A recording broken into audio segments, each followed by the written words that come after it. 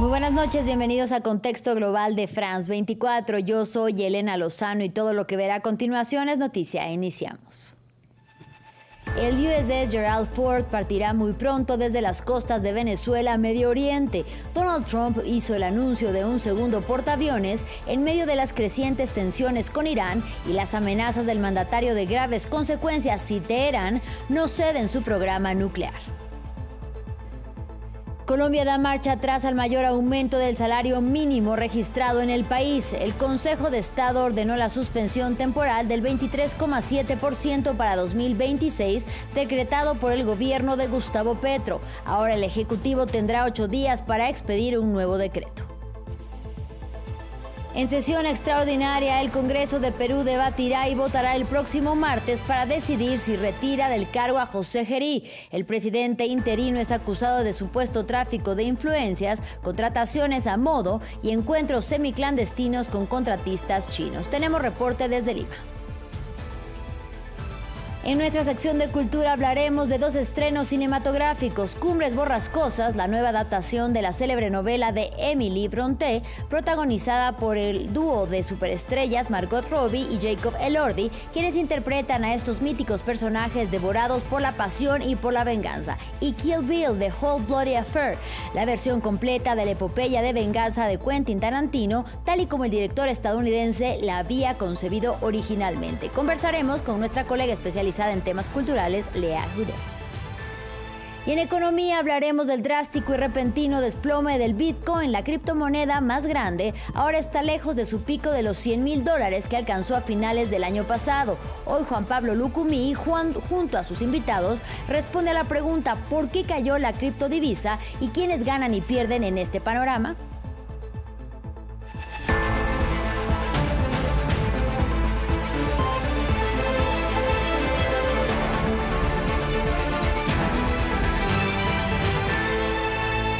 Iniciamos con noticias de Estados Unidos. El presidente Donald Trump anunció que un segundo portaaviones partirá muy pronto a Medio Oriente. Se trata del USS Gerald Ford, que permanecía frente a las costas de Venezuela cuando Washington atacó territorio venezolano y capturó en enero a Nicolás Maduro, y que es el más avanzado de la Unión Americana. El anuncio se da en medio de las crecientes tensiones con Irán y las amenazas del mandatario republicano de graves consecuencias si Teherán no cede en su programa nuclear. Escuchemos. ¿Quieren un cambio de régimen en Irán? Bueno, parece que eso sería lo mejor que podría pasar. Durante 47 años han estado hablando y hablando. Mientras tanto, hemos perdido muchas vidas mientras ellos hablan.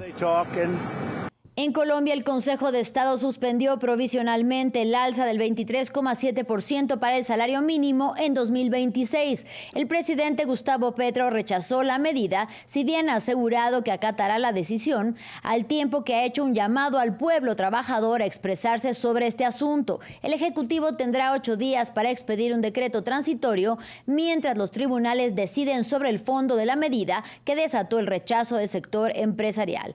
Para analizarlo, hablamos con Luis Fernando Mejía, doctor en Economía y CEO de Lumen Economic Intelligence. Bienvenido y gracias por la comunicación. Hola, ¿qué tal? Buenas noches. Gracias por la invitación. Un saludo muy especial a todas las personas conectadas. En primer lugar, quisiera que conversáramos acerca de, según su análisis, ¿por qué la Corte toma esta decisión? Sí, el Consejo de Estado ha motivado esta suspensión del decreto del salario mínimo a raíz de la falta de fundamentación económica, técnica, del criterio utilizado para aumentar en 23% el salario mínimo, una cifra históricamente alta, con una inflación en Colombia del 5%. Estamos hablando de un aumento que puede estar en el orden del 18% en términos reales. El gobierno ha utilizado un concepto denominado el salario mínimo vital, que aplica de la Organización Internacional del Trabajo, pero que no hace parte del ordenamiento jurídico colombiano, y por eso se decreta esta medida de suspensión. Petro dice, el presidente Gustavo Petro, que el decreto se ajusta al mandato constitucional. ¿Podría darse entonces el caso de que, por ejemplo, ambas lecturas sean compatibles con la ley? Y por otra parte, ¿estaríamos hablando más de una cuestión técnica que de fondo? El argumento de los demandantes del decreto del salario mínimo tiene que ver con que hay una serie de criterios explícitos, específicos, que ordena la Constitución y la ley, incluyendo la evolución de la inflación, la productividad laboral que no fueron tenidos en cuenta en este aumento del salario mínimo. Ahí es donde está la discusión de fondo. El gobierno, por supuesto, utilizará sus argumentos para decir que lo que está haciendo está en línea con lo que permite la Constitución y la ley. Tendrá 8 días para poner sobre la mesa un nuevo decreto. Nuestra expectativa es que el gobierno pondrá otra vez un aumento del 23% y todo quedará entonces en manos del Consejo de Estado, que en las próximas semanas o meses tendrá que dar su visión definitiva. Para el gremio empresarial, hay que decirlo, que es el que se opuso principalmente a esta medida, la subida resultaba excesiva. ¿Qué datos se habían calculado de impacto según su conocimiento? Y quizá considera que el gobierno había planteado algún tipo de medida para poder mitigar este efecto. No, arranco con lo último. Realmente el gobierno habla de un aumento del 23% que en su visión no iba a generar ningún efecto negativo. Realmente los análisis económicos independientes pues muestran que en efecto este aumento muy grande del salario iba a generar presiones en inflación y de hecho las expectativas de inflación en Colombia habían subido. ¿Cuál había sido la cifra razonable? En el contexto de la mesa en concertación del salario mínimo, los empresarios habían hablado de una cifra de entre el 7 y el 8% y los sindicatos habían hablado de una cifra del 16%. El gobierno entonces sorprendió con una cifra muy por encima de cualquiera que se había discutido en la mesa y también eso hizo parte de la decisión que acaba de tomar el Consejo de Estado en Colombia. Estamos hablando de las afectaciones, pero ¿qué hay de ese amplio sector que se veía beneficiado? Es decir, desde la izquierda y los agentes sociales se llama a la movilización. ¿Cómo cree que puede impactar en el corto plazo esta decisión en el sector de la población que sí se veía beneficiado? Sí, tal vez es importante mencionar que en Colombia, infortunadamente, el 55% de los trabajadores son informales y ganan menos del salario mínimo, es decir, no se verían beneficiados.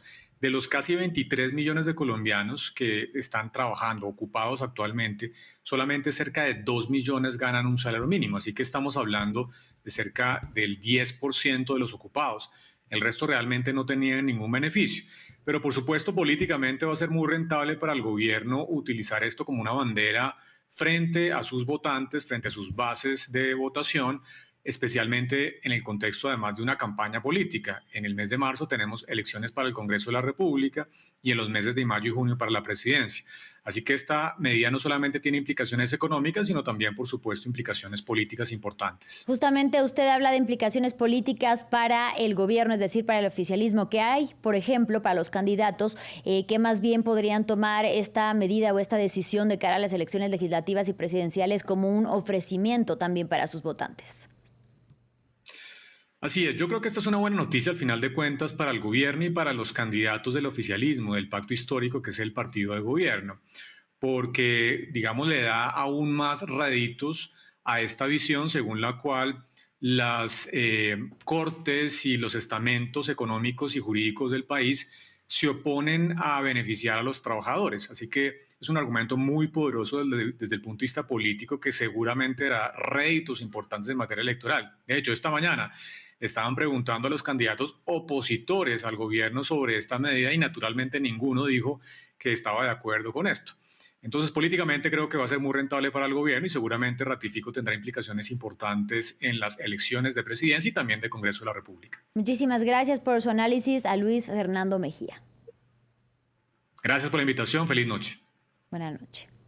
Y en otros temas, será el próximo martes 17 cuando el Congreso de Perú celebre el pleno extraordinario para debatir y votar las mociones que buscan destituir a José Gerí. Al presidente interino que asumió tras la destitución de Dina Boluarte se le acusa de sostener supuestos encuentros semiclandestinos con empresarios chinos que son contratistas del Estado, también de presuntas contrataciones de jóvenes funcionarias y tráfico de influencias. Recordemos que el pleno extraordinario podrá celebrarse después de que el jueves el Congreso lograra reunir las 78 firmas que eran necesarias. Nuestro corresponsal Francisco Zacarías nos amplía.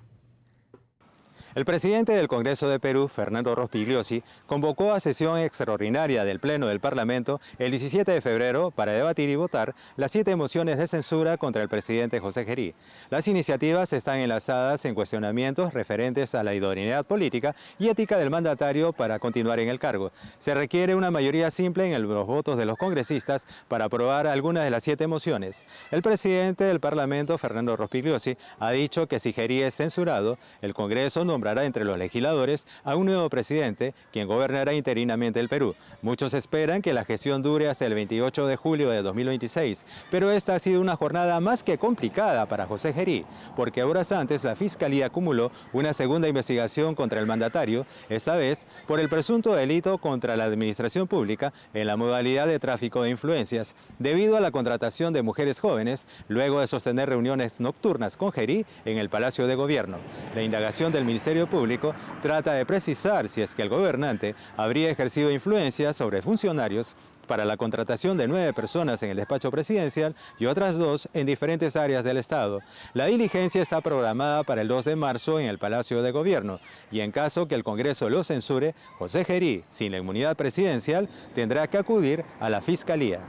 Vamos con una noticia en desarrollo porque el ejército estadounidense afirmó en una publicación en redes sociales que habían atacado un barco en el Caribe causando la muerte de 3 tripulantes. De acuerdo con la información oficial, labores de inteligencia determinaron que la nave se desplazaba por rutas conocidas de narcotráfico en el Caribe y estaría vinculada a operaciones ilícitas de tráfico de drogas. Ampliaremos esta información en nuestros próximos informativos, pero se trataría de un nuevo ataque sin comprobar o sin pruebas de que eran narcotraficantes que transportaban drogas por este mar. Ahora vamos al viejo continente. La brecha que existe actualmente entre Estados Unidos y Europa y la paz en Ucrania fueron los temas centrales del primer día de la Conferencia de Seguridad de Múnich. Desde ahí, Emmanuel Macron, Keir Starmer y Friedrich Merz aseguraron que solo mejorando su defensa y su seguridad, los países europeos podrán rearmarse y configurarse como un actor geopolítico clave en el mundo. Más en el siguiente informe. Fortalecer el bloque europeo y reparar la brecha con Estados Unidos. La conferencia de seguridad de Múnich comenzó con dardos al otro lado del Atlántico. El canciller alemán dejó clara que la distancia entre ambos continentes se ha ampliado desde que Trump ocupa el despacho oval. Zwischen Europa und den Vereinigten Staaten von Amerika hat sich eine Se ha abierto un abismo profundo entre Europa y Estados Unidos. El vicepresidente Vance lo dijo con mucha franqueza aquí en Múnich el año pasado. Tenía razón, la guerra cultural del movimiento MAGA no es nuestra. Por su parte, Macron lanzó el anuncio de abrir un canal de comunicación del bloque europeo con Rusia. El presidente, que no tiene contacto con Putin desde hace más de 3 años, dejó claro que Europa debe estar presente en la mesa de negociación. Además, reivindicó el papel que el continente debería tener. Nos consideramos como una construcción política para conseguir la paz y cumplimos. Creamos un mercado único para proveer crecimiento y lo logramos. Ahora tenemos que reformarlo. En este ambiente geopolítico, Europa tiene que convertirse en un poder geopolítico.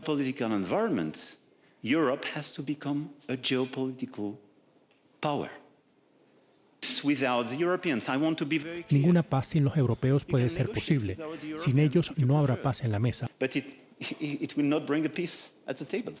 Por ello he decidido abrir un canal de comunicación directo con Rusia. La propuesta del mandatario francés se produce después de confirmarse que la tercera reunión entre ucranianos y rusos, bajo la mediación estadounidense, se producirá la semana que viene en Ginebra. Finalizamos en Brasil. Río de Janeiro entregó hoy las llaves de la ciudad al rey Momo, dando inicio a la fiesta multitudinaria y democrática de Brasil. El ayuntamiento calcula que 8 millones de personas participan desde que empezó el precarnaval el 17 de enero. Nuestra corresponsal Valeria Zacone nos cuenta sobre el inicio de esta fiesta.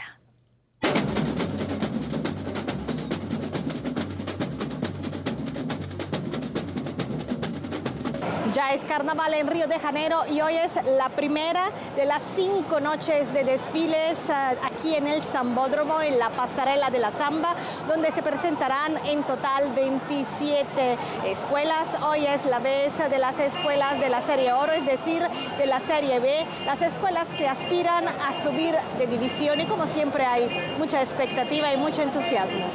O Sambódromo, para mí, el Sambódromo para mí es una esencia inexplicable. Cuando toca la sirena en la entrada de la avenida es una emoción única.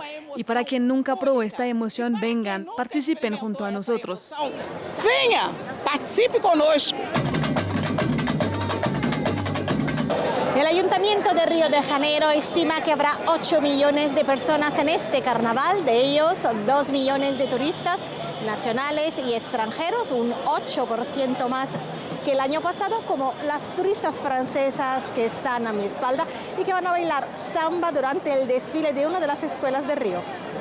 Somos 52 chicas francesas y vamos a integrar la sección de bailarinas de la escuela Jacarezinho y estamos llenas de amor.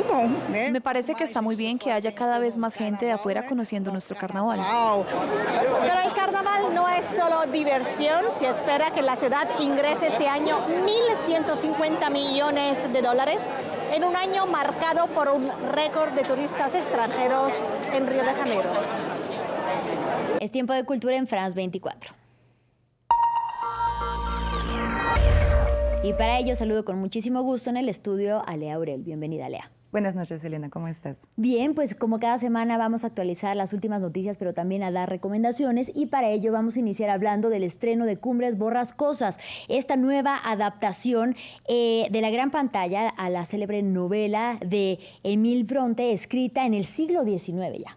Exactamente, Elena, obra maestra de la literatura gótica. Cumbres Borrascosas cuenta cómo en los páramos británicos azotados por el viento y la lluvia nace un amor imposible entre Catherine y Heathcliff. Y en esta versión 2026 tenemos a un dúo de superestrellas del cine australianas, Margot Robbie y Jacob Elordi, para interpretar a estos míticos personajes devorados por la pasión y la venganza. Miremos el tráiler.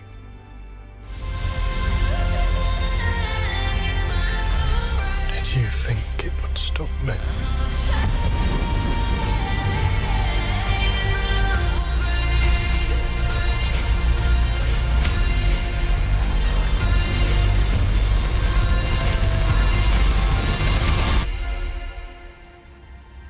So kiss me and let us both be damned.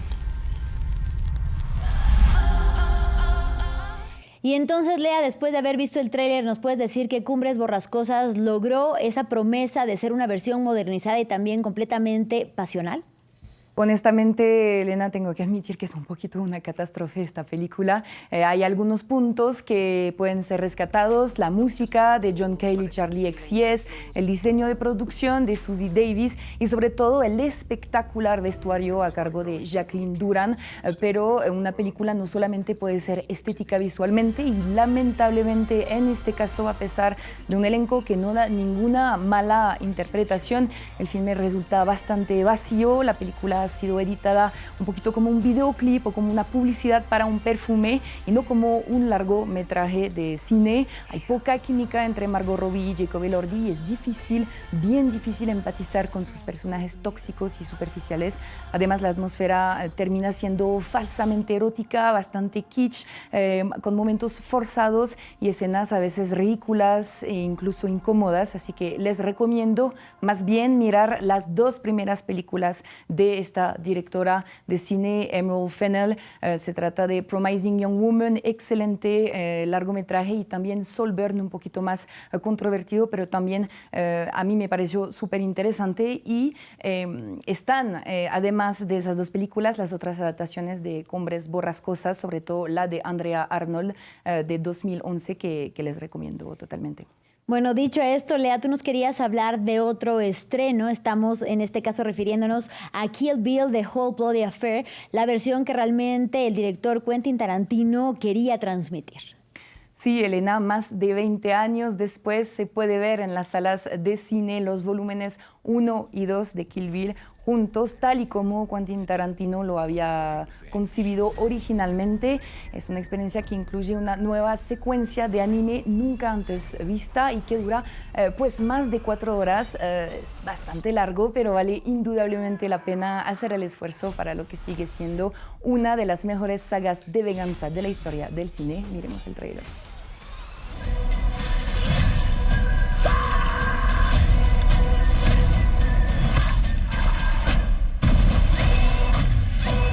I've killed a hell of a lot of people to get to this point. And when I arrive at my destination,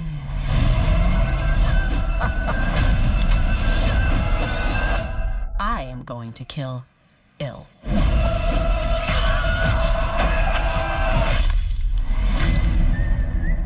Lea, después de haber visto estos dos trailers, vamos a dar una triste noticia también del mundo del cine, porque murió a los 48 años el célebre actor James Van Der Beek, fallecido precisamente el miércoles. Así es, Elena, el actor convertido en ídolo con la emotiva serie Dawson's Creek a finales de los años 90, sufría de un cáncer colorectal diagnosticado en 2023, pero los costos médicos de su tratamiento dejaron a su esposa y a sus 6 hijos sin recursos. Sin embargo, y esa es la noticia también de esta semana, sus amistades crearon una campaña GoFundMe para recaudar dinero y en cuestión de horas la iniciativa superó el 1,3 millones de dólares gracias a miles de donantes. Eso me pareció un lindo y útil homenaje que de pronto permitirá crear un poco más de conciencia y ayudar a su escala de pronto a la lucha contra esa enfermedad. Una triste noticia sin duda, pero que contrasta con un gran gesto de amistad y de amor por parte de sus seres queridos. Exactamente, Elena. Bueno, ahora vamos a cerrar como cada semana esta crónica cultural con un poco de música y tus recomendaciones.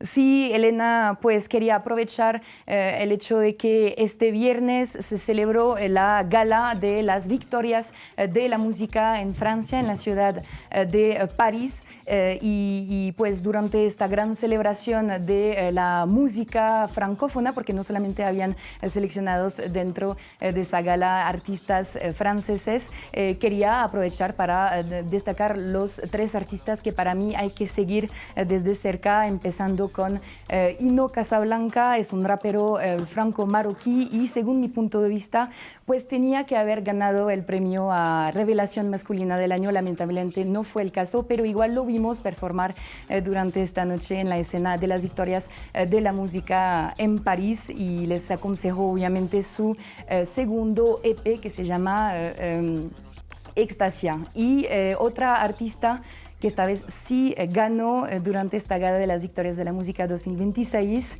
que les quería recomendar, es Charlotte Cardin, una cantautora canadiense que ha ganado poco a poco durante los últimos 2 años la fama. Es gracias a unos temas que pegaron de manera un poquito milagrosa después de una década, lo tenemos que destacar, una década de música, y ella ha admitido también hace unas horas que está preparando un tercer álbum y quería cerrar con la artista más premiada de esta gala de las victorias de la música. Se trata de la franco-congoleña Teodora, que ha logrado pues conquistar tanto al público como a la crítica durante este último año, y que ha estrenado hace también muy pocos días un nuevo videoclip que es una verdadera obra de arte. Es para su nuevo sencillo que se llama De Mito, así que nos vamos a despedir con unas notas de esta canción, De Mito. Si je trouve l'amour sur ma route, je lui dirai d'aller se faire foutre.